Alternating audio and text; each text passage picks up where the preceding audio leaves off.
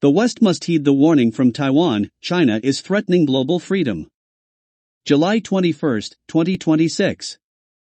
Taiwan's President Lai Ching-te has told his people to defend their democracy and resist any attempt to force the island to become part of China.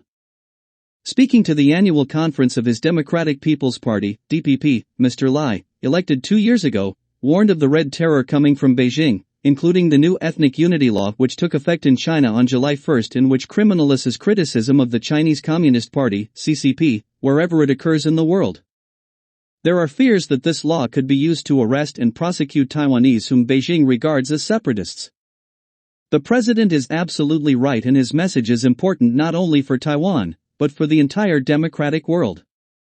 The West, as well as democracies in the region such as Japan and Korea, should heed his warning about the threat from China. Beijing poses two different but equally significant dangers. The first is its current insidious and intensifying campaign of influence, infiltration, intimidation, and espionage. This is already well underway and threatens the foundations of liberal democratic societies everywhere. The second is active war, which would be catastrophic for the entire world. Under the first danger, Beijing's tentacles have spread far and wide, and its influence is already being felt. In Britain, we have had alleged Chinese spies in Parliament, cyber attacks on the Electoral Commission and the Ministry of Defense, interference with academic freedom in our universities, and a campaign of mounting transnational repression against critics of the CCP. Last month, 2 men received significant jail sentences for carrying out surveillance and harassment operations against Hong Kong exiles in the UK. Members of the Hong Kong, Tibetan, Uyghur and dissident Chinese diaspora communities face growing threats, including Carmen Lau, the pro-democracy activist and former Hong Kong district councillor, who has been targeted with threatening and sexually explicit messages generated by artificial intelligence. Even I have had threats, as I have described in the Telegraph before. Similar incidents have happened throughout most Western democracies. In Japan, a Chinese diplomat went further, calling for the beheading of Sanai Takaichi, the Japanese prime minister, last November. Takaichi had said that an attack on Taiwan would threaten Japan, to which the Chinese consul general in Osaka said on social media that the dirty neck that sticks itself in must be cut off. Even if he did not mean it literally, it was extraordinarily inappropriate language for any diplomat to use.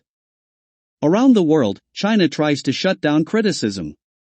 In Bangkok last year, an exhibition of pro-democracy artwork focused on Hong Kong, Tibet, the Uyghurs, as well as Myanmar, was censored at the behest of the CCP. And Beijing appears to have taken over Thailand's immigration and asylum policy, resulting in the forced return of 40 Uyghurs from Bangkok to China last year. Just last week, Chinese dissident Zhang Xinyan, who was arrested in Thailand in May, was prevented from leaving to a country that had offered her resettlement, under pressure from Beijing.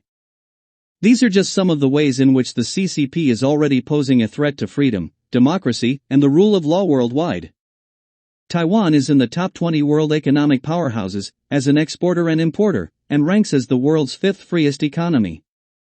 But most significantly, it is the undisputed nerve center of the global digital economy. Over 60% of the world's semiconductors, and over 90% of the world's most advanced microchips, are produced in Taiwan. A war in the Taiwan Strait could shut down our computers, mobile phones and all the devices upon which so much of modern life and work depend, and crash the global economy. By a Telegraph story by Benedict Rogers.